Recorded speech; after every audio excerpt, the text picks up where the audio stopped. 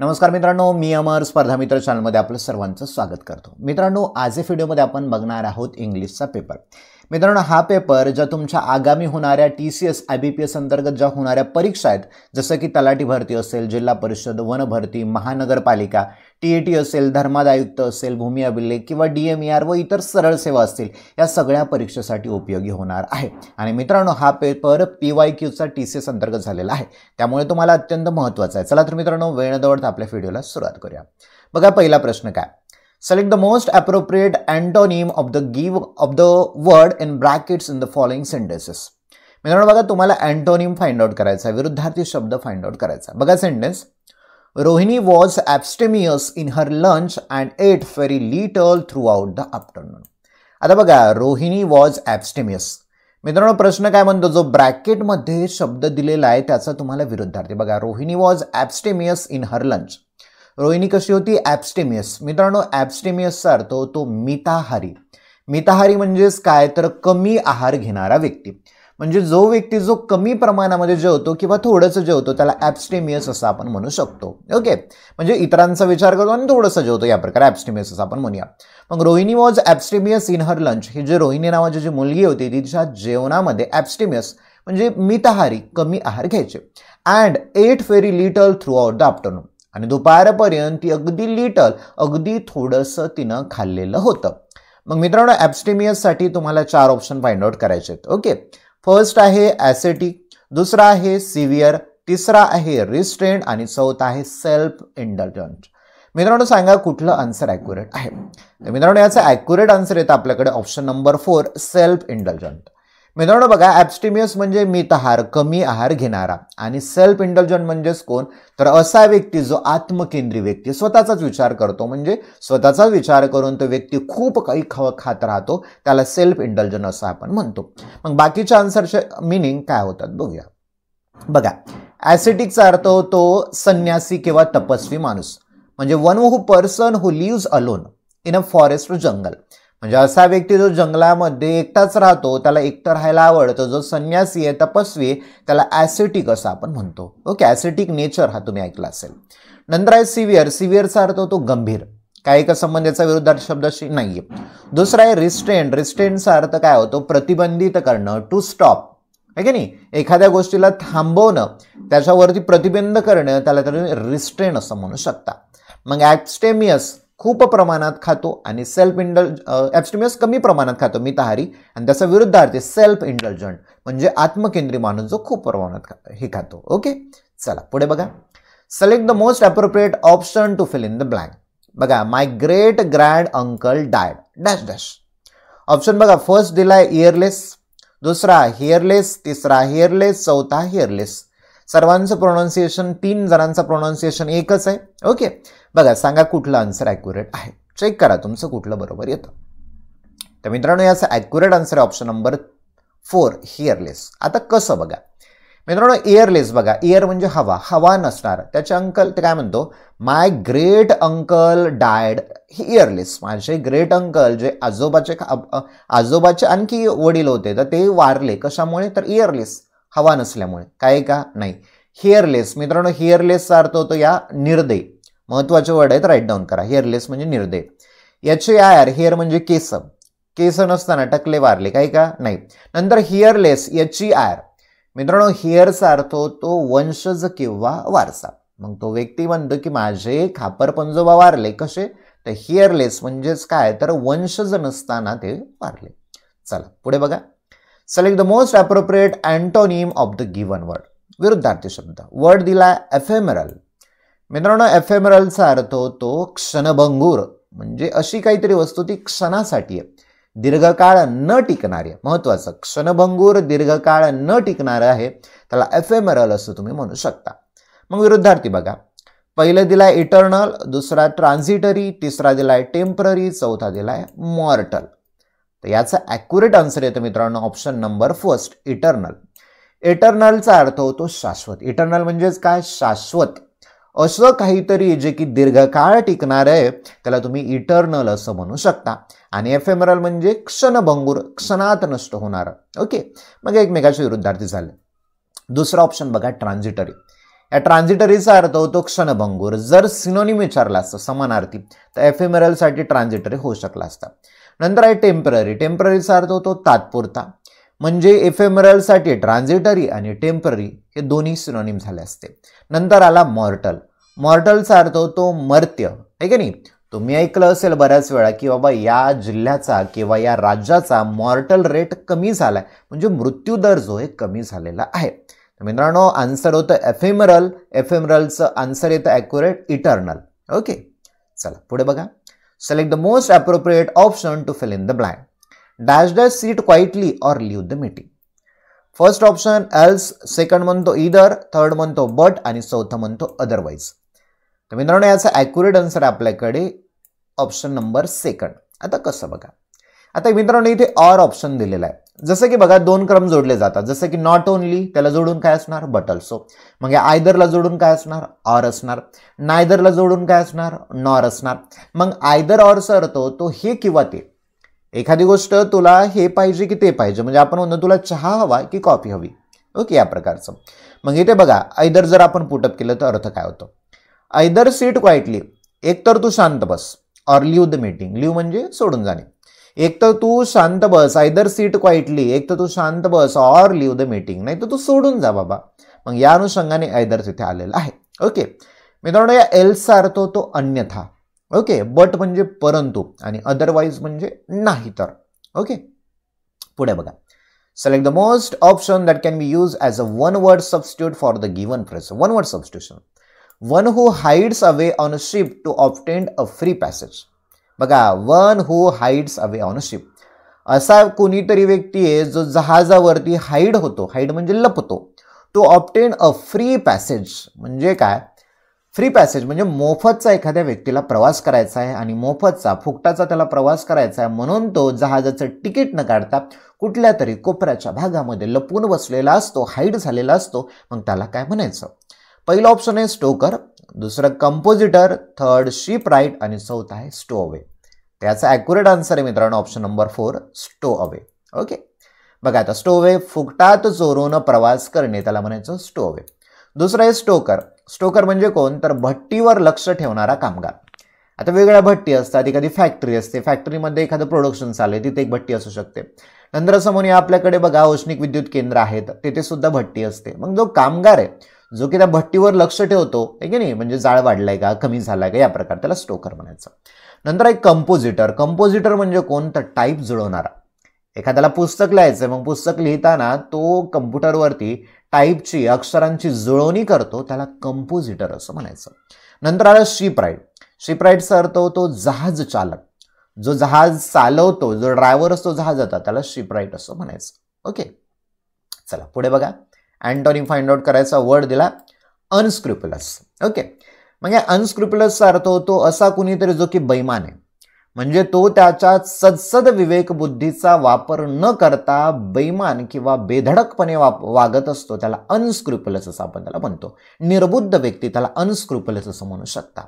मग असा शब्द शोधा जो आन्सर सांगतो की ज्याला सदसद विवेक बुद्धीनुसार तो वागतो, जो चांगला आहे, तर त्याला आपण काय म्हणायचं. बघा, फर्स्ट ऑप्शन डेडिकेटेड, दुसरा कॉन्शियस, तिसरा सिंगल माइंडेड, चौथा सुपरफ्लोस.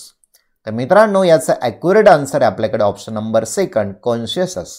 आता बघा कॉन्शियस म्हणजेच काय. बघा कॉन्शियस म्हणजे सावधपूर्वक किंवा जो आपल्या बुद्धीचा वापर करून योग्य पद्धतीने समोरच्याचं मन न दुखावता बोलतो, त्याला कॉन्शियस असं आपण त्याला म्हणू शकतो. ओके, मग अनस्क्रुपुलससाठी विरुद्धार्थी तो शब्द झाला. बघा अनस्क्रुपुलस बैमान, सदसद विवेक बुद्धीला धरून न वागणारा जो आहे त्याला अनस्क्रुपुलस असं म्हणायचं. नंतर कॉन्शियस म्हणजे कर्तव्यदक्ष, आपल्या कर्तव्याचं पालन करणारा आणि सदसद विवेक बुद्धीशी प्रामाणिक असून जो इतरांशी चांगुलपणाने वागतो, त्याला कॉन्शियस म्हणू शकतो. सिंगल माइंडेड म्हणजे एखाद्या कार्याला पूर्णपणे वाहून घेतलेला. एखाद्याला सांगितलंय बाबा तुला काय करायचंय, तुला ग्रॅमरचा हा पूर्ण पोर्शन करायचा, तो कामाला वाहून घेतो पूर्ण, म्हणजे सिंगल माइंडेड, एकाच गोष्टीवर फोकस करणारा. सुपरफ्लोस म्हणजेच काय तर अनावश्यक, जादाचं किंवा जरूर आहे त्यापेक्षा जास्त, त्याला सुपरफ्लोस असं आपण त्याला म्हणू शकतो. ओके, पुढे बघा आता. Choose the option with the correct punctuation of the following sentence. मित्रांनो पंक्च्युएशन टॉपिक करा, यावरती हमखास 1 किंवा 2 मार्काचे प्रश्न विचारायलेत. ओके बघा आता, As Macbeth left the room, he heard another voice which cried, "Sleep no more, Macbeth has murdered sleep." आता मित्रांनो याच्यामध्ये तुम्हाला असं ऑप्शन शोधायचं ज्याच्यामध्ये करेक्ट पंक्च्युएशन विरामचिन्हे वापरलेत, कॉमा, फुल स्टॉप, स्वल्पविराम असेल एटसेट्रा. ओके आता बघा याच्यामध्ये बघा, पहिलं as Macbeth left the room he heard, comma another voice, comma which cried, comma. इथेच चुकलं ना बघा, as Macbeth left the room he heard another voice, इथे थांबायची कॉमा द्यायची काही गरज होती का? नाही, पहिला चुकला. दुसरा बघा, as Macbeth left the room, comma he heard another voice which cried sleep more. Okay Macbeth has murder sleep. मित्रांनो बघा दुसरा ऑप्शन येऊ शकतो. ओके तिसरा वाचा, as Macbeth left the room he heard another voice which cried sleep no more cried. इथे इथे इथे थोडंसं चुकलं म्हणजे तिसरा रॉंग. चौथं बघा, as Macbeth left the room he heard another voice which cried sleep no more. इथे बघा महत्वाचं बघा, प्रॉपर नाउन कॅपिटलमध्ये असतं, इथे यम लिहिलंय म्हणजे हे चुकलंय ना इथे. मग ऑप्शन नंबर 2 हा तुमचा बरोबर आहे. कसा बघा आता, आज Macbeth left the room, Macbeth नावाच्या व्यक्तीने त्याची खोली सोडली. पुढे सोडल्यानंतर ही हर्ड, बघा ही हर्ड अनादर व्हॉइस, त्याने काहीतरी दुसरा आवाज ऐकला, विच क्राईड, जो की जोरात उद्गारला, क्राईडचा अर्थ तर रडणे नाही, उद्गारला. स्लीप नो मोर, जास्त झोपू नको, मॅकबेथ हॅज मर्डर्ड स्लीप, मॅकबेथने झोपेचा मृत्यू केलेला आहे किंवा खून केलेला आहे. ओके मग महत्वाचं इथे बघा, डायरेक्ट इनडायरेक्ट स्पीचचं वाक्य झालं, काय म्हणला, स्लीप नो मोर. मग इथे हे ऑप्शन नंबर 2 ॲक्युरेट बसलेलं आहे. पुढे बघा, चला आता बघा आता क्वेश्चन नंबर 9 काय म्हणतो, parts of a sentence are given below in jumble order, arrange the parts in the correct order to form a meaningful sentence. पॅराजंबलचा प्रश्न मित्रांनो, याच्यामध्ये काय दिलेलं आहे बघा, पहिल्यांदा एक लाईन दिली, architect is a form. Okay मग याला जोडून तुम्हाला त्याचा सिक्वेन्स तयार करायचा आहे, म्हणजे एका क्रमानंतर दुसरी क्रम किंवा एका घटनेनंतर दुसरी कशी घडली हे तुम्हाला जोडायचं आहे. आता पूर्ण प्रश्न वाचा. ए काय म्हणतो बघा, दॅट अलाउज इंडिव्हिज्युअल, बी म्हणतो इनटू टँजिबल स्ट्रक्चर, सी म्हणतो ऑफ क्रिएटिव्ह एक्सप्रेशन, डी म्हणतो to translate their ideas, vision and concept. पूर्ण वाचायचा, व्होकॅब्युलरी स्ट्रॉंग ठेवायची, व्होकॅब्युलरी स्ट्रॉंग असेल तरच तुम्हाला हा प्रश्न सोडवता येईल, त्यामुळे व्होकॅब्युलरीचे आपले लेक्चर बघा. ओके बघा, आर्किटेक्ट इज अ फॉर्म, एक वास्तू विशारद हे एक प्रकारचा फॉर्म आहे, एक प्रकार आहे. कशाचा आहे बघा, फॉर्म. नंतर ए पासून जमतं का, दॅट अलाउज इंडिव्हिज्युअल. ओके नाही, इनटू टँजिबल स्ट्रक्चर, इनटूच्या अगोदर काहीतरी पाहिजे ना, is a form. Okay form into काहीतरी पाहिजे, नाही आहे ते. ऑफ क्रिएटिव्ह एक्सप्रेशन, चला सी जमतं. आर्किटेक्ट इज अ फॉर्म हे एक वास्तुविशारद किंवा एखादी घटना, किंवा आपण वास्तुविशारद म्हणजे कोण, तर एखादी बिल्डिंग बनायची आणि तो बिल्डिंग बनवण्यासाठी जो कच्चा आराखडा, कच्चा मसुदा जो सिव्हिल इंजिनियर बनवून देतो त्याला आर्किटेक्ट असं आपण म्हणूया. मग आर्किटेक्चर इज अ फॉर्म, एक वास्तुविशारद एक असा प्रकार आहे, कशाचा, ऑफ क्रिएटिव्ह एक्सप्रेशन. चला सी पासून चालू झालं आपलं. ओके सी वाला दुसरा आपल्याला पर्याय नाहीये, म्हणजे सीचा 2nd नंबरच आपला आन्सर असणार आहे, तरी आपण पूर्ण बघायचा. Architect is a form of creative expression, हे वास्तुविशारद एक प्रकार आहे, कशाचा, तर क्रिएटिव्ह एक्सप्रेशन. क्रिएटिव्ह नाविन्यपूर्ण, एक्सप्रेशन म्हणजेच काय, तर व्यक्त होणं, नाविन्यपूर्ण काहीतरी व्यक्त होण्याचा एक काय तर प्रकार आहे.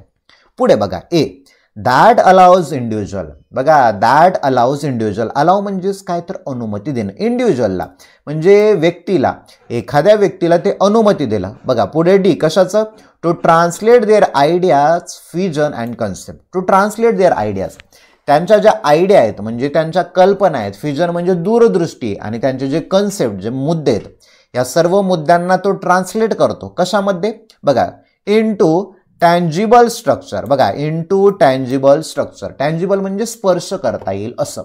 मग वास्तुविशारद त्याचं कामच आहे की बाबा तो कच्चा आराखडा तयार करतो, त्या कच्चा आराखड्याचा तो नंतर एक एक विटाचा वापर करून किंवा प्रत्येक सर्व सामग्रीचा वापर करून तो एक छान सुंदर बिल्डिंग बनवतो. म्हणजे त्याच्या मनामध्ये असणाऱ्या आयडिया, त्याच्या मनामध्ये असणारी दूरदृष्टी, त्याच्या मुद्द्यांचा वापर करून तो त्या कन्सेप्टला काय तर एक टँजिबल स्ट्रक्चर किंवा एक आपण हात लावता येईल किंवा एक दिसेल असं रूप अर्पण करून देतो. तर मित्रांनो या पद्धतीने CAD हा त्याचा आन्सर झालेला आहे. चला पुढे बघा, select the most appropriate option to fill in the blank. The bell dash dash when we enter the class. बघा the bell dash dash when we enter the class. Okay, first option ring, second ringing, third had rang आणि चौथं had रंग. आता याचं काय येतं बरं accurate answer बघा. असा प्रश्न असेल तर मित्रांनो काय करायचं, जे दुसरं वाक्य जोडले त्याचा टेन्स बघा. When we enter the class, we झाला सब्जेक्ट, एंटर्ड झाला V2 आणि द क्लास झाला ऑब्जेक्ट. म्हणजे ते स्ट्रक्चर बनलं बघा subject plus V2 plus object म्हणजे सिंपल पास्टचं. मग सिंपल पास्टचं वाक्य जोडल्यामुळे या सिंपल पास्ट सोबत नेहमी सिंपल पास्ट येतो किंवा पास्ट कंटिन्युअस येतो किंवा पास्ट परफेक्ट येतो. मग या 3 फॉर्म्युल्यांपैकी कुठला ऑप्शन आहे का बघा. रिंग्स नाही येत, चुकलं. रिंगिंग येतं का कुठे, नाही. वॉज रिंगिंग असलं तर आपण विचार केला असता थोडासा, नाही. हॅड रँग येतं का, नाही. मित्रांनो बघा रिंग RING, रिंग म्हणजे वाजवणे, घंटा वाजवणे. रिंगचं V2 येतं रँग आणि V3 येतं रंग RUNG. मग हॅड नंतर जर V3 आलं असतं तर ते पास्ट परफेक्टचं वाक्य झालं असतं. मग या अनुषंगाने हॅड रंग हे चौथं बरोबर आलेलं आहे. म्हणजे ऑप्शन नंबर 4 आपलं करेक्ट आन्सर आहे. बघा द बेल हॅड रंग, घंटा वाजलेली होती. फेन जेव्हा आम्ही क्लासमध्ये एंटर केला, प्रवेश केला. घंटा वाजलेली होती तेव्हा आम्ही क्लासमध्ये प्रवेश केला असं वाक्य सांगतं. म्हणून मित्रांनो पास्ट परफेक्टला जोडून सिंपल पास्ट आलेला आहे. ओके, चला पुढे बघा. Select the most appropriate option to fill in the blank. The meeting dash dash at 5:30. First option starts, दुसरा will starting, third starting, चौथं start. आता मित्रांनो बघा the meeting dash dash at 5:30. आता बघा पहिलं ऑप्शन येऊ शकतं. दुसरं बघा will starting असा कुठलं सेंटेन्स टेन्सचा फॉर्म्युला आहे का, नाही. म्हणजे दुसरं चुकलंय. नुसतं स्टार्टिंग येईल का इथे, नाही, चुकलं. स्टार्ट येईल का बघा, दोन्हीमध्ये स्टार्ट्स आणि स्टार्ट. आता मित्रांनो इथे बघा कन्सेप्ट महत्वाचा काय, इथे स्टार्टला यस लागले, इथे खाली नुसतं स्टार्ट आहे. तर सिंपल प्रेझेंट काय म्हणतो, तर तुम्हाला एखाद्याची सवय नेहमी घडणारी घटना सांगायची असेल तर सिंपल प्रेझेंट वापरायचं. मग मीटिंग किती वाजता चालू होते, तर 5:30 असं आपण त्याला म्हणूया. 5:30 म्हणजेच काय, तर आपण म्हणूया 5:30 वाजता मीटिंग चालू होते. ओके, मग बघा आपल्याला हा जो टेन्स आहे, जर या सिंपल प्रेझेंटमध्ये सब्जेक्ट जर ही शीट किंवा तृतीय पुरुषी एकवचनी सिंग्युलर असेल तर सिंपल प्रेझेंटच्या वाक्यामध्ये क्रियापदाला यस यस लागतं. द मीटिंग काय सिंग्युलर आहे, एक मीटिंग आहे. म्हणून मित्रांनो सिंपल प्रेझेंटच्या वाक्यामध्ये क्रियापदाला यस किंवा यस लागतो. त्यामुळे स्टार्ट्स हे तुमचं ॲक्युरेट आन्सर झालेलं आहे. मीटिंग किती वाजता सुरू होते, 5:30ला मीटिंग सुरुवात होते. Okay, option number 1 correct. पुढे बघा वन वर्ड सबस्टिट्यूशन आहे. An extreme fear of being in a small confined place. बघा एक्स्ट्रीम फिअर अत्यंतिक भीती वाटणं कशाची, तर स्मॉल कन्फाइंड प्लेस. बघा स्मॉल छोटीशी, कन्फाइंड म्हणजेच काय तर डांबून ठेवलेली एखादी बंदिस्त खोली आहे. त्या बंदिस्त खोलीची ज्या व्यक्तीला भीती वाटते त्याला काय म्हणतात. ऑप्शन फर्स्ट हायड्रोफोबिया, सेकंड म्हणतो क्लॉस्ट्रोफोबिया, थर्ड म्हणतो प्रोजेरिया, 4 म्हणतो पॅराफेर्नलिया. तर मित्रांनो याचा ॲक्युरेट आन्सर आहे आपल्याकडे ऑप्शन नंबर 2 क्लॉस्ट्रोफोबिया. बघा क्लॉस्ट्रोफोबिया म्हणजेच काय, तर लहान बंदिस्त जागी असण्याची तीव्र भीती. लहान बंदिस्त जागा आहे, त्या बंदिस्त जागेची ज्याला भीती वाटते त्याला क्लॉस्ट्रोफोबिया असं आपण म्हणू शकतो. नंतर आहे hydrophobia.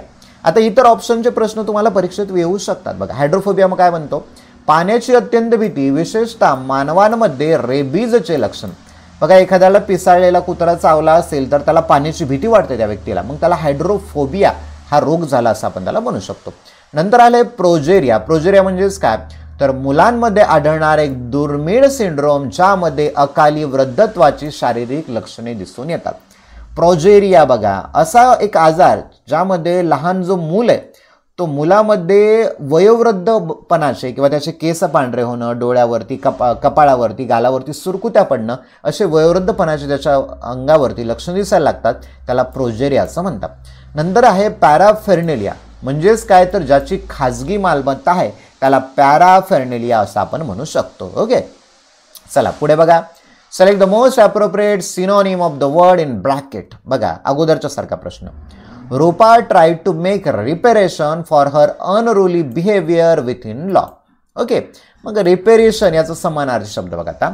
Rupa tried to make reparation. Reparation म्हणजे दुरुस्ती करणं. रूपाने दुरुस्ती करण्याचा प्रयत्न केला. काय, हर अनरुली बिहेवियर म्हणजे तिचं जे बिहेवियर होतं, अनरुली म्हणजे असभ्यपणाचं जे तिचं बिहेवियर होतं किंवा चुकीचं बिहेवियर होतं. कुणासोबत, विथ हर इन लॉज म्हणजे तिच्या सुनेसोबत तिचं जे काही चुकीचं बिहेवियर होतं त्याबद्दल तिला असं वाटलं की आपण ते बिहेवियराबद्दल रिपेअर करावं, दुरुस्त करावं. ओके, बघा फर्स्ट काय म्हणतो, कंपेन्सेशन. दुसरं डिलिगेशन, थर्ड ॲस्पर्शन, चौथं कोरिलेशन. त्याचा ॲक्युरेट आन्सर आहे मित्रांनो ऑप्शन नंबर फर्स्ट, कंपेन्सेशन. मग कंपेन्सेशनचा अर्थ होतो नुकसान भरपाई. नुकसान भरपाई रक्कम म्हणजे रिपेरेशन करणं ना, आहे की नाही. एखादी गोष्ट झाली त्याच्यावर काहीतरी आपण मोबदला म्हणून काहीतरी देणं, त्याला कंपेन्सेशन, रिपेरेशन म्हणूया. नंतर आहे डिलिगेशन. डिलिगेशन म्हणजे प्रतिनिधी मंडळ, आहे की नाही. समजा G20 परिषद आहे ब्राझीलमध्ये, तर आपल्या भारताचे काही प्रतिनिधी मंडळ तिथे जातात, मग त्याला डिलिगेशन मेंबर्स आपण त्याला म्हणू शकतो. नंतर आहे ॲस्पर्शन. ॲस्पर्शनचा अर्थ होतो निंदा करणं, नालस्ती करणं, बदनामी करणं, याला ॲस्पर्शन म्हणायचं. नंतर आहे कोरिलेशन. कोरिलेशन म्हणजे सहसंबंध. ओके, चला पुढे बघा. Select the most option that can be use as a one word substitute. One word substitution. The art of preserving skin of animal, bird and fish. बघा, आर्ट ऑफ प्रिझर्विंग, प्रिझर्व म्हणजे जतन करणे. काय? Skin, कातडी, ॲनिमलची, बर्डची, fish. म्हणजे कुठल्याही प्राण्याची, पक्षाची, माशाची कातडी जतन करून ठेवणं जे शास्त्र आहे त्याला काय म्हणतात? पहिला फिलॉलॉजी, सेकंड टॅक्झॉनॉमी, थर्ड साइस्मॉलॉजी आणि चौथं म्हणतं टॅक्सिडर्मी. त्याचा ॲक्युरेट आन्सर ऑप्शन नंबर 4, टॅक्सिडर्मी. आता मित्रांनो, जर समजा तुम्ही कोल्हापूरला गेले, तिथे शाहू महाराजांचा शाहू पॅलेस आहे, तर शाहू महाराजांनी ज्या ज्या शिकार केलेल्या आहेत त्या शिकारी तेवढं ते शिकारी त्या सगळ्या तिथे जतन करून ठेवलेल्या आहेत त्यांच्या संग्रहालयामध्ये. ओके, मग त्या एक कला असेल तर त्या कलेला टॅक्सिडर्मी असं आपण म्हणू शकतो. ओके, प्राणी, पक्षी आणि माशांची त्वचा जपण्याची कला. ओके, पुढे बघा. फिलॉलॉजी म्हणजे भाषा रचना शास्त्र, भाषा रचना शास्त्र म्हणजे the structure of languages, the science of structure of languages, असं शास्त्र जे लँग्वेजचं, भाषेचं स्ट्रक्चर जाणतं त्या शास्त्राला फिलॉलॉजी असं आपण म्हणू शकतो. नंतर टॅक्झॉनॉमी, याला म्हणतात वर्गीकरणाची तत्त्वे. म्हणजे क्लासिफिकेशन ऑफ ऑर्गॅनिझम म्हणलं, classification of organism, the science of classification of organism, तर याला म्हणायचं टॅक्झॉनॉमी. नंतर आलं साइस्मॉलॉजी, याला म्हणायचं भूकंपशास्त्र. काय म्हणायचं? भूकंपशास्त्र, साइस्मॉलॉजी. चला पुढे बघा. Select the most appropriate option to fill in the blank. The dash dash gifted a new pair of earrings to his beloved. Okay, first baron brown. तर मित्रांनो ओळखा याचं ॲक्युरेट आन्सर काय येतं. तर याचा ॲक्युरेट आन्सर मित्रांनो option number 3, baron. Okay, BARON. आता या बॅरोनचा अर्थ होतो जहागीरदार. मग या जहागीरदाराने काय केलं बघा. The baron gifted a new pair of earrings to his beloved. Beloved म्हणजे बायको. तर त्या जहागीरदाराने त्याच्या बायकोला काय दिलं, तर नवीन कानातल्याची जोडी दिली. ओके, बघा फर्स्ट बघा बॅरन, BARRN. बॅरनचा अर्थ होतो काय? अशी जमीन जिथे पीक येत नाही, म्हणजे नापीक अशी जमीन असते त्याला बॅरन असं आपण म्हणू शकतो. BAROWN ही स्पेलिंगच चुकीची, या शब्दाचा काहीच अर्थ निघत नाही. नंतर BROWN, ब्राऊनचा अर्थ होतो तांबडा, आहे की नाही. मग BARON याचा अर्थ होतो जहागीरदार, ज्याच्याकडे खूप सारा पैसा आहे. ओके, चला पुढे बघा. Fill in the blank. Rihanna has a very good dash dash for dance dramas. पहिलं option troupe, second trip, third troop, चौथं ट्रूप. ओके, आता बघा. Rihanna has a very good dash dash for dancer. मग मित्रांनो बघा, dance dramas, जे लोक dance drama म्हणजे नृत्य कलेचं किंवा जे नाटक करतात किंवा नाटकाद्वारे नृत्य सांगतात या प्रकारचं. मग ती रिहाना नावाची जी मुलगी होती तिच्याकडे काय होता, तर नाटक करणाऱ्या एक समूहाचा तिच्याकडे काय होता, तर जमा होता. मग याच्यासाठी आपल्याकडे आन्सर आहे ऑप्शन नंबर फर्स्ट, ट्रूप म्हणायचं, आहे का नाही. म्हणजे डान्सर लोकांचा काय असतो, ट्रूप असतो, TROUP. स्पेलिंग लक्षात ठेवा. ट्रिप तर माहिती आहे तुम्हाला, TRIP, ट्रिप म्हणजे सहल. हे थर्ड नंबरची स्पेलिंगच चुकीची आहे. TROOP, ट्रिप, ट्रूप कोणाची असते, सैनिकांची तुकडी वगैरे असते, त्याला ट्रूप असं आपण त्याला म्हणू शकतो. ओके, सैनिकांचे रेजिमेंट सुद्धा असते आणि ट्रूप सुद्धा. चला पुढे बघा. पंक्च्युएशन आहे. Fairs the hammer, what did I do with the hammer. Okay, आता पंक्च्युएशन आहे करूया. पहिलं लेटर कॅपिटल असायला पाहिजे, असं वाक्य शोधा ज्याच्यात पहिलं लेटर कॅपिटल. चला याच्यामध्ये स्मॉल आले म्हणजे पहिला ऑप्शन चुकला. रूलच आहे पंक्च्युएशनचा, विरामचिन्हाचा, आहे का नाही. कॉमा कसा, फुल स्टॉप कसा. तर पहिलं लेटर वाक्याचं कॅपिटलमध्ये असलं पाहिजे. आता पहिल्याच वाक्यात चुकीचं आहे. दुसरं बघा, फेअर्स. असं फेअर्स नावाचा शब्द जन्मालाच आलेला नाहीये, म्हणजे हा ऑप्शन सुद्धा चुकला. तिसरा बघा, फेअर्स हे आहे बघा, W कॅपिटल सुद्धा आहे आणि डबल इन्व्हर्टेड कॉमामध्ये सुद्धा आहे. फेअर्स द हॅमर, तो काय म्हणतो एखादा व्यक्ती, माझा हातोडा कुठे आहे, हॅमर म्हणजे हातोडा कुठे आहे. What did I do with the hammer, मी या हॅमरचा, हातोड्याचा काय करू. ओके, मग या प्रकारचं वाक्य याच्यामध्ये फेअर्स आले, हे चुकलंय, म्हणजे ऑप्शन नंबर 3 हे तुमचं करेक्ट आन्सर आहे. Okay, apostrophe yes. या फेअरचा अर्थ मित्रांनो होतो फेअर इज. काय होतो? Fair is. चला पुढे बघा. जंबलचा पॅराजंबलचा प्रश्न मित्रांनो. पहिलं वाक्य दिले, बाकी जोडायचे. The voice had to be. A म्हणतो not only on account of its form. B म्हणतो विच इट डिलिव्हर्ड. सी म्हणतो but for the matter. D म्हणतो लिसन टू. मग बघा ना, the voice had to be. काय वाटतं? मग व्हॉइस हॅड टू बी जो आवाज आहे काय केला पाहिजे? नॉट ओनलीनं सुरुवात होईल का? नाही. विच इट डिलिव्हर न होईल का? टू बी विच डिलिव्हर होईल का? नाही. टू बी बट लगेच बट येईल का? पहिले काहीतरी सांगावं लागेल मग बट परंतु येईल. मग उरला डी जो सांगतो लिसन टू. मग डी पासून असणारे ऑप्शन शोधा. एकच आहे मित्रांनो ऑप्शन, म्हणजे हेच आपला आन्सर आहे. Okay, option number first. बाकीचं सी सी ए. ओके, तरी पण काय करायचं? पूर्ण वाचायचं. बघा, the voice had to be listen to. जो आवाज आहे तो ऐकायला पाहिजे. बघा टू. ओके, डी आलं. नंतर काय? ए. कशासाठी? Not only on account of its form. बघा, आवाज ऐकायला पाहिजे. नॉट ओनली, पहिल्यांदा नॉट ओनली, मग नॉट ओनलीच्या त्या जोडत असताना वाक्यामध्ये बट ऑल्सो ते येतच असते. Not only on account of its form, आवाज ऐकायला पाहिजे, म्हणजे not only on account of its form त्याचा प्रकार कसा आहे या अनुषंगाने नाही तर त्याचबरोबर. Okay, which it deliver. बघा बी आलं. विच इट डिलिव्हर, तो आवाज कसा डिलिव्हर केला, म्हणजे त्या आवाजामध्ये काय सांगलं हे महत्त्वाचं नाही आहे, तर तो कसा डिलिव्हर केला जातो. बट फॉर द मॅटर, त्यामध्ये जो मुद्दा काय आहे, ठीक आहे नाही, कन्सेप्ट काय, तर या कन्सेप्टच्या अनुषंगाने सुद्धा तो आवाज ऐकायला जाऊ शकतो. या अनुषंगाने TABC हा आपला आन्सर करेक्ट आलेलं आहे. पुढे बघा. Fill in the blank. Dash dash you have done well. You have done well, तू छान काम केलेलं आहे. फॉट येतील का? फॉट काय? नाही. शेम, लाजीरवानं काय काम केलं असं येईल का? नाही. अलास येईल का? नाही. ब्रॅव्हो. ब्रॅव्हो म्हणजेच काय, तर एखाद्याला आपण प्रोत्साहन द्यायचंय, शाब्बास म्हणायचंय, त्यासाठी ब्रॅव्हो शब्द वापरतात. ब्रॅव्हो, यू हॅव डन वेल, छान काम केलेलं आहे तो, शाब्बास. ओके, चला पुढे बघा. फिलिस्टाईन. मित्रांनो, फिलिस्टाईनचा अर्थ होतो असंस्कृत किंवा असभ्य वागणारा व्यक्ती. मग यासाठी तुम्हाला अँटोनी विरुद्धार्थी शोधायचा आहे. बघा, body, second culture, third barbarian आणि चौथं म्हणतो ग्रॉस. तर याचा ॲक्युरेट आन्सर मित्रांनो ऑप्शन नंबर सेकंड, कल्चर.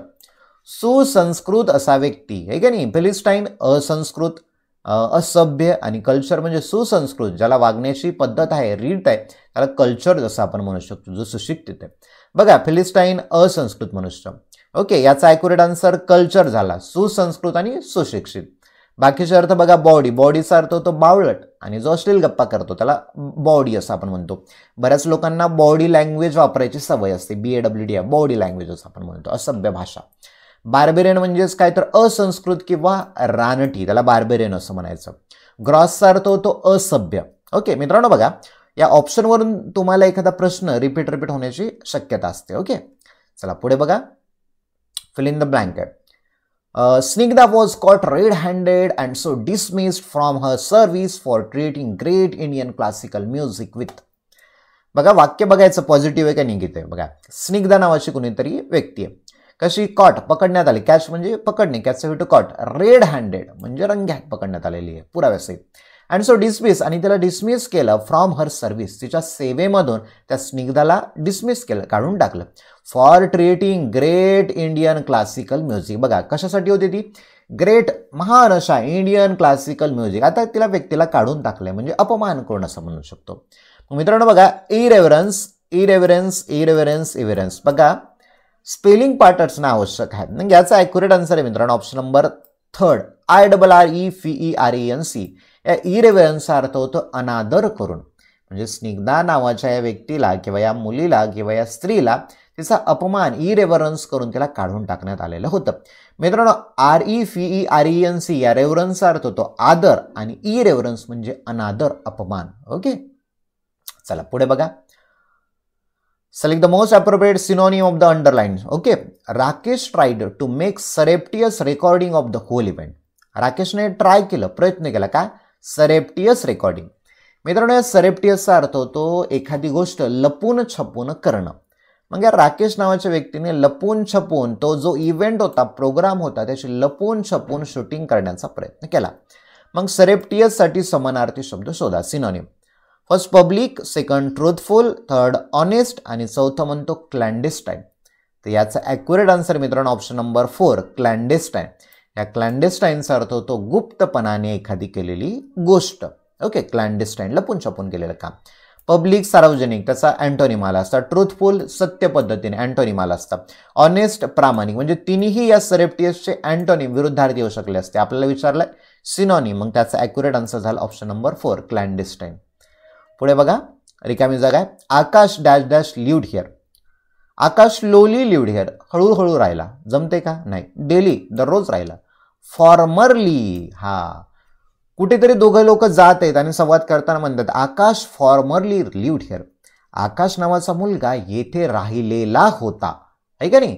तर त्याला आपण फॉर्मरली हे ॲक्युरेट आन्सर इथे आलेलं आहे. ओके, चला पुढे बघा. वन वर्ड सबस्टिट्यूशन आहे. The action of looking within or into one's own mind. Action म्हणजे अशी कृती, looking within or into one's own mind, स्वतःच्याच मनामध्ये स्वतःच्याच अंतकरणामध्ये झोकवून देऊन जो स्वतःचं आत्मनिरीक्षण करतो त्याला काय म्हणतात? फर्स्ट आला इंट्रोवर्ट, दुसरा इंट्रोस्पेक्शन, थर्ड एक्झामिनेशन, चौथं ऑब्झर्वेशन. तर याचा ॲक्युरेट आन्सर मित्रांनो ऑप्शन नंबर 2 इंट्रोस्पेक्शन. इंट्रोस्पेक्शनचा अर्थ होतो आत्मनिरीक्षण करणं. काय? आत्मनिरीक्षण करणं, इंट्रोस्पेक्शन. पहिलं बघा मित्रांनो, बघा इंट्रोवर्ट. या इंट्रोवर्टचा अर्थ होतो जो व्यक्ती स्वतःशीच बोलतो. दोन प्रकारचे लोक असतात, एक एक्स्ट्रोवर्ट म्हणजे इतरांशी बडबड करतो आणि इंट्रोवर्ट त्याला जास्त लोकांना बोलायला आवडत नाही, तो इंट्रोवर्ट झाला, आहे की नाही? आणि आपल्याला विचारलंय स्वतःचं मनाचं आत्मपरीक्षण जो करतो तो इंट्रोस्पेक्शन, काय चूक काय बरोबर, त्याला इंट्रोस्पेक्शन.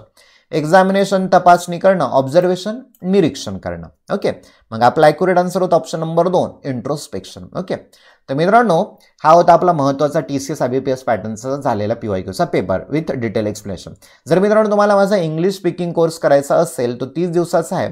त्याची फीस आहे मित्रांनो 999. ओके, आणि जर तुम्हाला अधिक माहिती असेल तर 8208253845 या नंबरवरती कॉल करू शकता. यामध्ये English communication skill, vocabulary building होणार आहे. बेसिक आणि ॲडव्हान्स इंग्लिश ग्रामरचा वापर करून कशा पद्धतीने आपण बोलायचं हे शिकणार आहोत. बॉडी लँग्वेज आहे, प्रेझेंटेशन स्किल आहे, प्रॅक्टिस एक्सरसाइज आहेत, ग्रुप डिस्कशन सुद्धा असणार आहे. तर मित्रांनो हा कोर्स जॉईन करायचा असेल तर तुम्ही मला या नंबरवरती कॉल करू शकता. तसेच तुम्हाला आपली इंग्लिश बॅच घ्यायची असेल तर तुम्ही सुद्धा मला या नंबरवरती कॉल करू शकता. आपली बॅच लाईव्ह आणि रेकॉर्डिंग दोन्ही स्वरूपाची असणार आहे. ओके, चला हे आपला ॲप आहे डिजिटल JK अकॅडमी. चला तर मित्रांनो इथेच थांबूया. Thank you for watching this video.